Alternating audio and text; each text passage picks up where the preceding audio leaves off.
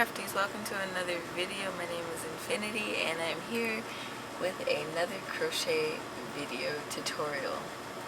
Okay, so this week I wanted to touch on a really simple concept, but I know a lot of people struggle with it, and I struggled with it too when I was learning how to crochet, and that monster is the magic circle. It goes by a lot of different names: the magic circle, the magic ring, the magic loop. Magical, okay? It's way easier than people make it seem, and today I just wanted to kind of make a process video, I guess, showing you the hand motions on how to do it. So what you want, first of all, is your yarn. Of course, I have mine pulling from the center. That's how I prefer to work with my yarn. So you can use 2 or 3 fingers, your non-dominant hand. So my left hand is what I'm going to be using to wrap my yarn around, okay? And so I like to use 3 fingers when I am making the magic loop. Let me zoom out a little bit. There we go.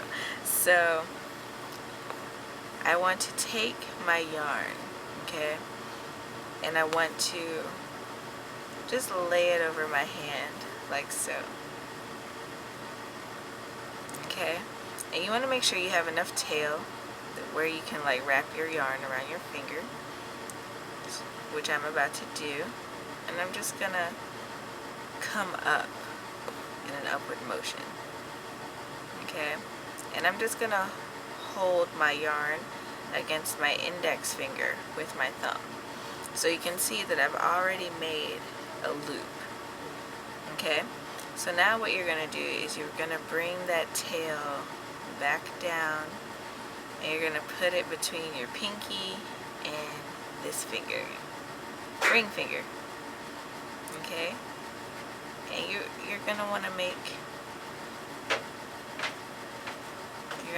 your thumb to hold your yarn down here against your pinky, because you're going to be working up here. So now you want to pick up your crochet hook, right? And we want to be working with our working yarn and not the tail. So just make sure the tail is to the back of those strings, and then you know you're okay. So you're going to insert your hook underneath this first loop around your finger, and you are going to hook that second loop. So I'm going to do that again. You're going to come under the first loop, which should be tighter than the second loop, and you are just going to yarn over and pull up that second loop. So it looks a little weird. Might look like that. Okay? And then I don't move my thumb and my pinky. I want to make sure that I'm going to get this loop right.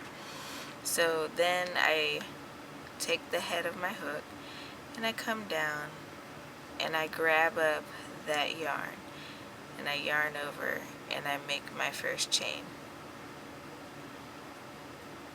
Okay? So what you have here, and it looks weird, it does. Not gonna lie, especially if you're just starting out, you're not quite sure what you're looking at. Your chain, your first chain, looks really odd. So I don't let anything go, and you might see how my hand is positioned. I don't let anything go after I make that first chain. I want to make sure I chain again, depending on what stitch you're using. Usually when people use magic loops, they are making like a hat or a little bag or something like that. So, double crochets. I'm chaining up 3 because, like I said, double crochets. Now at this point, I feel safe and confident that my magic ring is okay. And so now I can move my hand. And this is essentially what I have. So I have my tail here, and depending on what you're working on, you don't need that long of a tail. So I snip it so you guys can see it. And you're going to want to just tug on that tail, and it should start cinching this close. And I usually, when I work a hat, I'll make that magic ring, and I'll pull it closed a little bit just so I can work my stitches less awkwardly. Is that good grammar? I don't know. But then you can go about working the rest of your stitches, and when you get to the end of your row, like say I'm at the end of my row, or round rather, you can just tug on that guy and it'll close right up. Okay? And so that is how you'd make a magic ring. So if I were to continue this magic ring all the way around, I would have a nice little circle, which I will click over and show you guys at the end. Alright guys, so I went ahead and I worked 12 stitches into my magic ring, and this is what it looks like. So you guys who are trying to do like or follow hat tutorials, this is what that should look like. And of course you'd want to continue on and follow your pattern. And if I were to continue with my pattern, I would, you know, slip stitch and all that. But that's a different tutorial for a different day. I hope that my tutorial was helpful for you guys. If so, go ahead, leave me a thumbs up, leave me a comment down below, let me know how I did. Don't forget to subscribe and hit that notification bell. I upload helpful tutorials like this weekly.